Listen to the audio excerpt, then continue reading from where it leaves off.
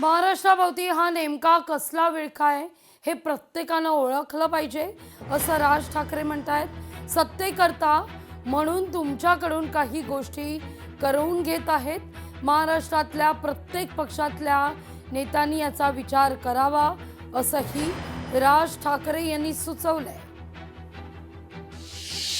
महाराष्ट्रामधले जे आमचे विरोधकही असतील, जे कोणी असतील, मला असं वाटतं महाराष्ट्रामधल्या प्रत्येक पक्षातल्या राजकारण्यांनी या गोष्टींचा विचार करणं गरजेचं आहे की हे आत्ता नेमकं काय चालू आहे आणि महाराष्ट्राभोवतीचा हा काय विळखा आहे हा मला असं वाटतं प्रत्येकाने ओळखला पाहिजे।